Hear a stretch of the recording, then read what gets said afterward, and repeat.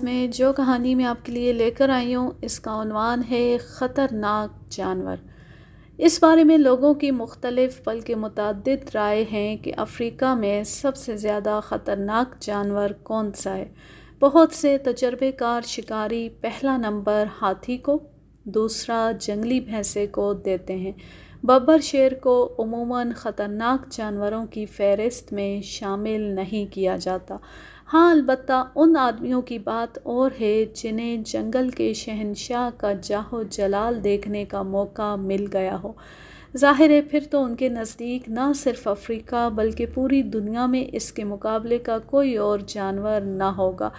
میں نے ایک بار ایک بہت ہی مشہور شکاری سے جب یہ سوال کیا تو اس نے بے ساختہ جو جواب دیا وہ تھا مچھر اور صرف مچھر۔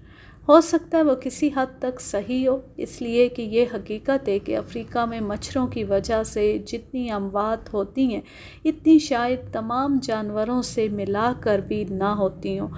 ایک جانور جو عموماً خطرناک جانوروں کے زمرے میں شامل نہیں کیا جاتا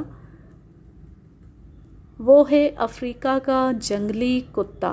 میں سمجھتا ہوں کہ عام حالات میں کوئی یہ تصور بھی نہیں کر سکتا کہ یہ حقیر سا جانور خالی خولی بھبکیوں سے آگے بھی بڑھ سکتا ہے۔ مجھے تو واقعی اس سلسلے میں ایک بار بہت ہی تلخ تجربہ ہوا ہے۔ اس لیے اگر کوئی مجھ سے کہے کہ خطرناک جانوروں کی فہرست بتاؤ تو میں سر فہرست اسی کا نام رکھوں گا۔ جنگلی کتوں کو اگر دور سے دیکھا جائے تو شکل و صورت کے اعتبار سے وہ برے نہیں معلوم ہوتے بلکہ سفید اور کالے دھبوں کے ساتھ کچھ زیادہ ہی اچھے لگتے ہیں، لیکن اگر انہیں قریب سے دیکھنے کا موقع مل جائے تو پتہ چلے گا کہ جن سفید اور کالے دھبوں کو ہم پسندیدگی کی نگاہ سے دیکھتے ہیں وہ صرف خاکستری بالوں پر خارش کے داغ ہیں۔ جو سفید نشان نظر آ رہے ہیں وہ ان کی ننگی کھال ہے جہاں سے بال اڑ گئے ہیں۔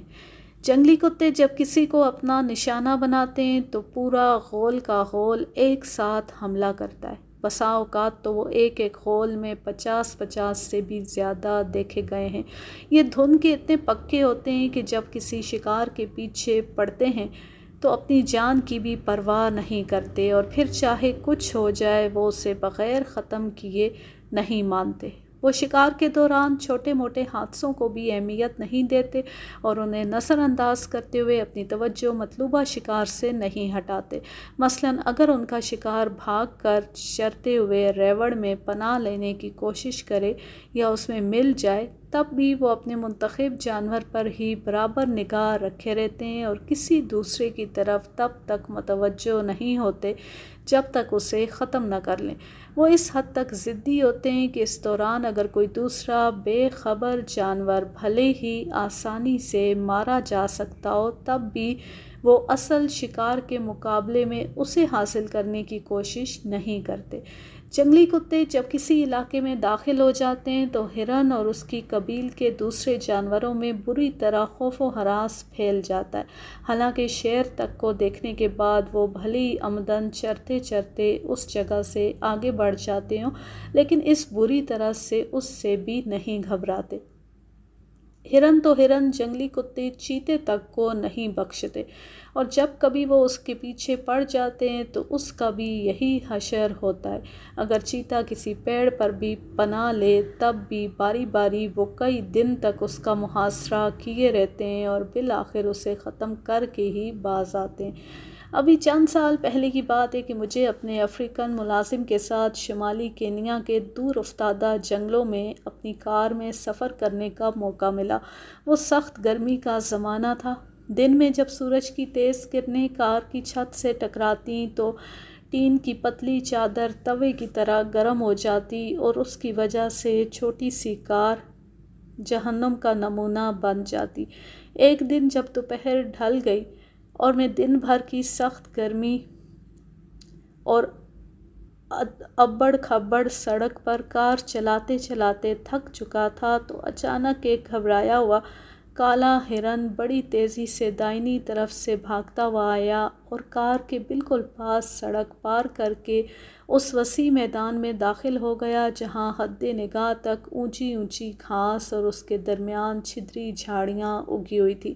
ہرن کو اس انداز میں بھاگتے دیکھ کر میرا پاؤں خود بخود بریک پر پہنچ گیا اور کار ایک ہلکے سے جھٹکے کے ساتھ رک گئی۔ میں گردن گھما کر اس طرف دیکھنے کی کوشش کرنے لگا جس طرف سے ہرن بھاگتا ہوا آیا تھا۔ میں جاننا چاہتا تھا کہ آخر وہ کیوں اتنا زیادہ گھبرایا ہوا دکھائی دے رہا تھا۔ مجھے اس کے لیے زیادہ انتظار نہ کرنا پڑا۔ چند ہی سیکنڈز کے بعد ایک بڑا جنگلی کتا جو غالباً سردار ہوگا اچھل کر گھاس میں سے باہر نکلا اور سڑک پار کر کے اس سمت بڑھ گیا جس سمت اس بدقسمت جانور کے پیروں کے نشانات بنے ہوئے تھے، اور دوسرے ہی لمحے میں نے دیکھا کہ کتوں کا پورا غول اسی طرح گھاس سے باہر نکل کر اپنے سردار کی پیروی میں روانہ ہو چکا ہے۔ یہ سب کتے بھی کار کے قریب سے ہی گزرے تھے، لیکن اس کے باوجود ان میں سے صرف چند نے ہی سرسری طور پر کار کی طرف دیکھنے کی زحمت گوارا کی، مگر بکیا نے ادھر دیکھنے تک کی ضرورت نہ سمجھی اور وہ پورے انہماک اور پرجوشی کے ساتھ اپنے شکار کے پیچھے بھاگتے چلے گئے۔ جب وہ ہرن کے کھوجوں کے سہارے آگے بڑھ رہے تھے تو ان کی لال لال زبانیں شکاری کتوں کی طرح باہر کو نکلی پڑ رہی تھی۔ میں کار سے نکل کر سڑک پر کھڑا ہو گیا۔ بیچارہ ہرن غالباً لمبی بھاگ دوڑ کے بعد تھک چکا تھا اور اب آہستہ آہستہ آگے کی طرف بڑھ رہا تھا۔ میرے دیکھتے ہی دیکھتے کتوں نے اسے جا لیا اور زمین پر گرا کر اس پر بھوکوں کی طرح ٹوٹ پڑے۔ فوراً ہی بکیا کتے بھی وہاں پہنچ گئے اور سب نے مل کر زندہ تڑپتے ہوئے جانور میں سے گوشت ادھیڑنا اور پیٹ میں منتقل کرنا شروع کر دیا۔ بدقسمتی سے اس وقت میری رائفل دوسرے سامان کے ساتھ کار کے پچھلے حصے میں پیک کی ہوئی رکھی تھی، ورنہ ان موذی درندوں میں سے چند ایک کو تو ضرور ہی میں ختم کر دیتا۔ حالانکہ یہ بالکل طے تھا کہ اس کا ان پر مطلق اثر نہ پڑتا، کیونکہ پورے غول میں سے 2-4 کے کم ہو جانے سے نہ تو کوئی خاص کمی ہوتی اور نہ ہی وہ خود اسے کوئی زیادہ اہمیت دیتے۔ میں نے اپنا سفر پھر سے شروع کر دیا۔ چونکہ اب سورج غروب ہونے میں زیادہ وقت نہیں رہ گیا تھا، اس لیے میں چاہتا تھا کہ آگے چل کر کسی مناسب جگہ پر رات کے قیام کا بندوبست کر لیا جائے۔ کوئی 1 یا 2 میل چلنے کے بعد جب کار ایک موڑ سے گزر رہی تھی تو ہمیں کچھ فاصلے پر سرسبز پیڑوں کی ایک لمبی پٹی دکھائی دی، جس سے اندازہ ہوا کہ وہاں یقیناً چھوٹا موٹا دریا ضرور ہوگا۔ چونکہ گرمیاں شباب پر تھیں، اس لیے اس کا تو امکان تھا کہ دریا خشک ہو، لیکن پھر بھی اس کے گڑھوں میں کہیں نہ کہیں پانی ملنے کی امید تھی، اور یوں بھی وہاں کی نرم ریتلی زمین میں سے تھوڑی سی جدوجہد اور کوشش کے بعد صاف ستھرا پانی حاصل کیا جا سکتا تھا۔ یہ جگہ رات بسر کرنے کے لیے مناسب معلوم ہوئی، اس لیے میں نے کار کا رخ ان پیڑوں کی طرف کر دیا۔ جب میں کار چلاتا ہوا اس طرف بڑھا تو میں یہ دیکھ کر حیران رہ گیا کہ اس دور افتادہ علاقے میں پیڑوں کے درمیان پہلے سے ہی 2 چھوٹی چھوٹی چھولداریاں لگی ہیں جن میں زندگی کے آثار نظر آ رہے ہیں۔ موٹر کی کھڑکھڑاہٹ سن کر فوراً ہی ایک صاحب باہر نکل آئے۔ دعا سلام کے بعد پتہ چلا کہ وہ صاحب محکمہ PWD میں انجینئر ہیں اور کسی ضروری معائنے اور سروے کے سلسلے میں اپنے ملازم کے ساتھ کچھ دن سے یہاں قیام کیے ہوئے ہیں۔ جس طرح اچانک ملاقات ہو جانے پر مجھے تعجب اور خوشی ہوئی تھی، ان کا بھی یہی حال تھا، اور وہ بھی خلاف توقع میرے پہنچ جانے کی وجہ سے بہت خوش دکھائی دے رہے تھے۔ فوراً ہی میں نے اپنے افریقن لڑکے کو ہدایات دینا شروع کر دی کہ وہ ان کی چھولداری کے قریب ہی میری چھولداری بھی لگا دے۔ اس رات جب ہم کھانا کھانے بیٹھے تو باتوں باتوں میں نے اپنے اس نئے دوست کو کتوں کے بارے میں بتایا کہ تیسرا پہر ان سے کہاں اور کیسے ملاقات ہوئی۔ میری کہانی کو انہوں نے بڑی دلچسپی اور توجہ کے ساتھ سنا اور بتایا کہ وہ خود بھی کتوں کے اس غول کو کئی بار مختلف جگہوں پر دیکھ چکے ہیں۔ میں ان سے سخت نفرت کرتا ہوں۔ ظاہر ہے جہاں یہ ہوں وہاں دوسرے جانور نہیں رہ سکتے، اور اب کچھ ہی دنوں میں یہ پورا علاقہ شکار سے خالی ہو جائے گا۔ کیا خیال ہے اگر ان میں سے کچھ کو ہم ٹھکانے لگا دیں؟ کیا اس سے یہ نہیں ہوگا کہ وہ اس طرح مارے جانے پر خود ہی فرار ہو کر دوسری جگہ منتقل ہو جائیں؟ مجھے اس بارے میں شبہ ہے۔ یہاں وہ خوب پھل پھول رہے ہیں۔ میرا خیال ہے اس غول میں کم از کم 40-50 کتے ضرور ہوں گے۔ ابھی کل ہی میں نے 2 کتوں کو مارا ہے، لیکن ان کے مارے جانے میں ذاتی کوشش کے بجائے خوش قسمتی کو زیادہ دخل ہے، کیونکہ ان کے بہت نزدیک پہنچنا مشکل ہے۔ وہ اتنے بے حیا ہوتے ہیں کہ مشین گن کی مسلسل اور لگاتار فائرنگ سے بھلی ڈر جائیں، لیکن اکا دکا دھماکے کو وہ خاطر میں ہی نہیں لاتے۔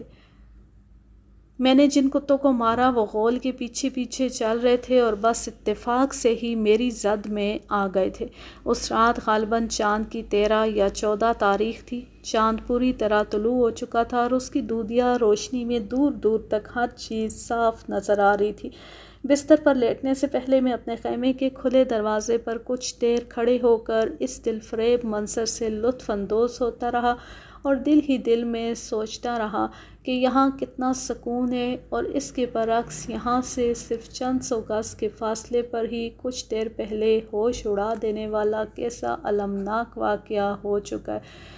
میں اپنے خیالات میں غرق ابھی کھڑا ہی تھا کہ سناٹے کو چیرتی ہوئی ایک ببر شیر کی دھاڑنے کی آواز سنائی دی۔ آواز سے معلوم ہوتا تھا کہ شیر یہاں سے کافی فاصلے پر تھا، لیکن اسی دور کی آواز نے یہاں کے سکون سے متعلق میرے خیالی کیلے کو مسمار کر کے رکھ دیا۔ پھر تو آوازوں کا تانتا ہی بند گیا۔ پہلے باریک سیٹی کی سی آوازیں سنائی دیں، پھر کسی بھاگتے ہوئے جانور کی، اور اس کے بعد انہی منحوس کتوں کے بھونکنے کی۔ پھر کچھ غلط ملط آوازیں، جیسے دور کسی جھاڑی میں معمولی سی جھپٹ ہوئی ہو۔ پھر غراہٹ کی ملی جلی آوازوں کے ساتھ زور زور سے منہ چلا کر کسی کو بھنبوڑنے کی آوازیں، اور اس کے بعد پھر وہی طویل خاموشی۔ میں تو یوں بستر پر جلدی ہی لیٹ گیا تھا، لیکن اس رات تھکن کے باوجود کافی دیر تک کروٹیں بدلنے کے بعد ہی مجھے نیند آ سکی۔ مجھے نہیں معلوم کہ میں کتنی دیر تک سوتا رہا، لیکن سوتے سوتے اچانک میری آنکھ کھل گئی۔ مجھے کیمپ کے پاس پھر کتوں کے بھونکنے کی آوازیں سنائی دی تھیں، لیکن اس بار تھکن غالب آئی اور میں فوراً ہی پھر سو گیا۔ دوسرے ہی لمحے میں نے محسوس کیا کہ کوئی مجھے کندھے سے ہلا کر جگانے کی کوشش کر رہا ہے۔ میں ہڑبڑا کر اٹھ بیٹھا۔ میرے میزبان ساتھی سامنے کھڑے تھے۔ خیمے کے دروازے کی طرف جب میں نے نگاہ ڈالی تو مجھے اندازہ ہوا کہ پو پھٹنا شروع ہو گئی ہے۔ جلدی سے اٹھ بیٹھو، ایک دم کھڑے ہو جاؤ، ہمارے کیمپ پر کتوں نے حملہ کر دیا ہے، اور اس سے پہلے کہ وہ ہماری بوٹیاں نوچنا شروع کر دیں، ہم آسانی سے انہیں مار کر بھگا سکتے ہیں۔ مجھے اپنے کانوں پر مشکل سے ہی اعتبار آیا۔ میں نے سوچا شاید میرے ساتھی نے کوئی ڈراؤنا خواب دیکھا ہے اور ڈر جانے کی وجہ سے وہ بہکی بہکی باتیں کر رہا ہے، اس لیے میں نے اس کی بات کو اہمیت نہیں دی اور پھر بستر پر لیٹ گیا۔ ارے بھائی، کیسی بے وقوفی کی باتیں کرتے ہو؟ بھلا کتے بھی کیمپ پر حملہ کر سکتے ہیں؟ ناممکن، قطعی ناممکن۔ تم اٹھو تو میں بتاتا ہوں، دیکھو وہ ہیں۔ اس نے اشارہ کر کے پورے وثوق کے ساتھ کہا۔ وہ اس وقت چاروں طرف پھیلے ہوئے ہیں، اور اگر ہم نے فوراً اپنے بچاؤ کے ساتھ ساتھ انہیں بھگانے کی کوشش نہیں کی تو وہ بہت جلد ہمارے کیمپ میں گھس آئیں گے اور پھر ان سے جان بچانا ناممکن ہو جائے گا۔ اپنی بات کا اثر نہ ہوتے ہوئے دیکھ کر گھبرائے ہوئے لہجے میں اس نے پھر کہا، اگر میرا اعتبار نہیں ہے تو اٹھو اور خود اپنی آنکھوں سے دیکھ لو، لیکن خدا کے واسطے جلدی کرو۔ اس کی بات میں مجھے سچائی کی جھلک نظر آئی، اس لیے میں جلدی سے اٹھ بیٹھا، اپنے جوتے پہنے، رائفل اٹھائی اور خیمے سے باہر آ گیا۔ باہر بڑی تیزی سے اجالا ہوتا جا رہا تھا، اور جب میں خیمے سے باہر آیا تو میں نے دیکھا کہ سورج طلوع ہونا شروع ہو گیا ہے۔ دیکھتے ہی دیکھتے پیڑوں کے سائے گھاس پر پڑنا شروع ہو گئے، جس کی وجہ سے وقتی طور پر گھاس پر کچھ اندھیرا سا ہوا، لیکن اس سے دوسری سمت چھوٹی چھوٹی پہاڑیاں سنہری دھوپ سے چمک اٹھیں۔ کیمپ سے کوئی 100 گز سے بھی کم فاصلے کے اندر گھنی جھاڑیوں کا ایک بڑا ٹکڑا تھا، جس کے چاروں طرف اونچی اونچی گھاس کھڑی تھی۔ میں نے دیکھا کہ میرا ساتھی بڑے انہماک کے ساتھ ٹکٹکی باندھے اس طرف دیکھ رہا ہے۔ وہ تمام جھاڑیاں ان بدماشوں سے بھری پڑی ہیں اور وہ بس چند لمحوں میں ہی ہم پر حملہ آور ہونے والے ہیں۔ میں نے دیکھا گھاس میں عجیب قسم کی ہلچل ہو رہی ہے۔ فوراً ہی یکے بعد دیگرے کئی کتوں نے اس میں سے اچھل اچھل کر ہمیں دیکھنے کی کوشش کی۔ ذرا ہی دیر میں پورا غول کا غول یہی حرکت کرنے لگا، بالکل اس طرح جیسے دھاگے میں بندھی ہوئی کٹھ پتلیاں کرتی ہیں۔ وہ یقیناً ہمیں بخور دیکھنے یا جانچنے کے لیے حرکت کر رہے تھے۔ اچانک ان میں سے ایک، جو یقیناً دوسروں کے مقابلے میں زیادہ بہادر ہوگا، گھاس کی اوٹ سے باہر نکلا اور تیزی سے ہماری طرف لپکا۔ فوراً ہی دوسروں نے بھی اس کی پیروی کی، اور اب اس میں مطلق شبہ نہیں رہا تھا کہ ہم بطور شکار ان کی نگاہ میں چڑھ چکے تھے۔ اپنی رائفل کندھے سے ملاتے ہوئے میرے ساتھی نے دوسری ہی لمحے نشانہ لے کر ان کے لیڈر پر فائر کر دیا۔ یہ ایک قابل تعریف اور بہترین فائر ہوا تھا۔ کتا گولی کھاتی گرا اور زمین پر تڑپنے لگا اور غصے میں اپنی ہی ٹانگ کو اپنے جبڑوں سے چبانا شروع کر دیا، اور پھر دوسری ہی لمحے شاید اس کا ہاتھ، بلکہ یوں کہیے کہ منہ بٹانے کے لیے پورا غول کا غول اس پر ٹوٹ پڑا اور اس کے تڑپتے ہوئے جسم میں سے زندہ گوشت کے پارچے الگ کرنا شروع کر دیے۔ یہ واقعی ایک بہت ہی کراہت آمیز منظر تھا۔ ہم نے موقع سے فائدہ اٹھاتے ہوئے ان خونی درندوں کے جمگھٹے پر ایک ایک فائر اور کر دیا۔ ہم یہ تو صحیح اندازہ نہیں لگا سکے کہ ان فائروں سے صرف 2 ہی کتے مرے یا زیادہ، لیکن اتنا ضرور دکھائی دیا کہ پسماندگان نے اب بھی کوئی نوٹس نہیں لیا، بلکہ اسی انداز میں بھوکے ندیدوں کی طرح زیادہ سرگرمی سے زخمیوں کو ادھیڑنے میں مصروف ہو گئے۔ انہیں اس گھناؤنے کھیل سے باز رکھنے کے لیے ہمیں یکے بعد دیگرے 3 فائر اور کرنے پڑے، تب کہیں جا کر وہ اس اونچی گھاس میں واپس جانے پر مجبور ہوئے۔ جب وہ پسپا ہو گئے تو میرے ساتھی نے لٹکتی ہوئی لمبی آستین سے اپنی پیشانی کا پسینہ خشک کیا۔ میں اب مزید اس کے لیے بالکل تیار نہیں ہوں، اور نہ ہی مجھے یہ سب کچھ پسند ہے۔ مجھے یقین ہے کہ وہ شیطان 1 آدھ منٹ میں پھر واپس آ جائیں گے۔ میں سمجھتا ہوں کہ ہمارے لیے یہی بہتر ہوگا کہ ہم جلدی سے موٹر لاری کے اوپر چڑھ جائیں۔ میری لاری زیادہ دور تو نہیں ہے، اور ہم یہاں کے مقابلے میں یقیناً وہاں زیادہ محفوظ رہیں گے۔ میں نے صدقے دل سے اس کی تجویز پر یقین کیا مانی۔ اس حادثے کے بعد جنگلی کتوں کے بارے میں میری خوش فہمیاں دور ہو چکی تھیں، اس لیے ہم دونوں بھاگ کر اس پیڑ کی طرف چلے جہاں اس کی لاری کھڑی تھی۔ انجینئر صاحب اچک کر لاری کے بونٹ پر چڑھ گئے اور بلا تاخیر مجھے بھی اوپر چڑھا لینے کے ارادے سے سہارے کے لیے اپنا ہاتھ میری طرف بڑھایا، لیکن اتنی جلدی اور تیزی دکھانے کے باوجود کچھ دیر ہو ہی گئی۔ جب ہم کار کی طرف بھاگے تھے تب ہی ہمیں فرار ہوتے ہوئے دیکھ کر کتوں نے بھی تیز رفتاری سے ہمارا تعاقب شروع کر دیا تھا، اور جیسے ہی میں نے ہاتھ کا سہارا لے کر اوپر چڑھنے کی کوشش کی، تبھی ایک چوہدری کتے نے لپک کر میرا پیر اپنے منہ میں لے لیا۔ وہ اس طرح بروقت پکڑ کر شاید دل ہی دل میں خوش ہو رہا ہوگا کہ اب نرم اور مزیدار گوشت کھانے کو ملے گا، لیکن میرے ساتھی کی ہمت اور حاضر دماغی کی وجہ سے اس کا خواب شرمندہ تعبیر نہ ہو سکا۔ انجینئر صاحب نے ایک ہاتھ سے مجھے پکڑے دوسرے ہاتھ سے رائفل کی بٹ اس کے سر پر دے ماری۔ کتا اس ضرب کی تاب نہ لا سکا اور زمین پر گر کر تڑپنے لگا۔ دوسری ہی لمحے ہم دونوں لاری کی چھت پر تھے۔ کتوں کا پورا غول بھی اب وہاں پہنچ گیا تھا اور لاری کے چاروں طرف گھوم کر ہم تک پہنچنے کے لیے کسی مناسب جگہ کی تلاش کر رہا تھا۔ کتوں کو جب اوپر چڑھنے کا راستہ نہ ملا تو ان میں سے کچھ اچھل اچھل کر بونٹ پر چڑھنے کی کوشش کرنے لگے، لیکن جب بھی کوئی اوپر آنے کی ہمت کرتا تب ہی ہماری رائفل اسے ہمیشہ کے لیے نیچے گر جانے پر مجبور کر دیتی۔ یہ کشمکش تقریباً 20 منٹ تک جاری رہی، اور اس درمیان ہم نے اندازاً 15 کتے ٹھنڈے کر دیے، لیکن ہر بار جب کوئی کتا گولی کھا کر گرتا تو پہلے کی طرح سب اس پر نہ ٹوٹتے بلکہ زیادہ تعداد ہمیں حاصل کرنے کی جدوجہد میں لگی رہتی۔ آخرکار انہیں ہار ماننا ہی پڑی اور اپنے زخمیوں اور ردخائی لاشوں کو چھوڑ کر پھر اسی گھاس میں پناہ لینے پر مجبور ہونا پڑا جہاں وہ پہلے چھپے تھے۔ کتوں نے غالباً مکمل طور پر ہار تسلیم نہیں کی تھی، کیونکہ وہ پہلے کی طرح اونچی گھاس میں سے اچھل اچھل کر کچھ دیر بعد ہمیں جانچ لیتے تھے کہ ہم کہیں اتر تو نہیں رہے۔ ہم نے موقع سے فائدہ اٹھاتے ہوئے تقریباً 10 منٹ تک ان کی اچھل کود پر چاند ماری جاری رکھی، لیکن اچانک ہمیں یہ کھیل ختم کرنا پڑ گیا، کیونکہ جس گھاس میں اچھل کود کا تماشا ہو رہا تھا وہاں یکایک مکمل خاموشی چھا گئی۔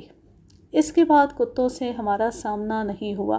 وہاں سے چلے آنے کے کچھ ہفتوں بعد جب انجینئر صاحب کا خط ملا تو معلوم ہوا کہ اس دن کے قتل عام کی وجہ سے کتے اس بری طرح خوفزدہ ہوئے کہ انہوں نے وہ علاقہ ہی چھوڑ دیا۔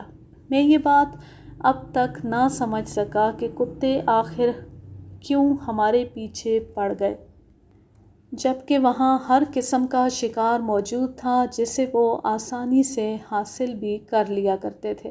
بظاہر اس کی کوئی وجہ سمجھ میں نہیں آتی۔ اگر وہ بھوکے ہوتے یا وہاں دوسرا شکار موجود نہ ہوتا تب تو اور بات تھی، کیونکہ تقریباً تمام جنگلی جانوروں کے دلوں میں قدرتی طور پر انسان کا کچھ ایسا ڈر اور خوف بیٹھا رہتا ہے کہ وہ عموماً خواہ مخواہ حملہ نہیں کرتے، بلکہ جہاں تک ممکن ہوتا ہے ان سے بچ کر ہی نکل جاتے ہیں۔ ہاں، اگر انہیں بہت دنوں سے کھانے کو نہ ملا ہو یا ان کے ساتھ ان کے بچے ہوں یا انہیں زخمی کر دیا گیا ہو تب تو کچھ سوچا بھی جا سکتا ہے، لیکن ایک بات ضرور ہے، اگر کسی وجہ سے ان کا یہ فطری خوف جاتا رہے تو پھر وہ انسانوں کے لیے مصیبت بن جاتے ہیں۔ بہرحال ان کتوں کا مسئلہ میرے سامنے اب بھی حل طلب ہے اور میں ابھی تک کسی نتیجے پر نہیں پہنچ سکا ہوں۔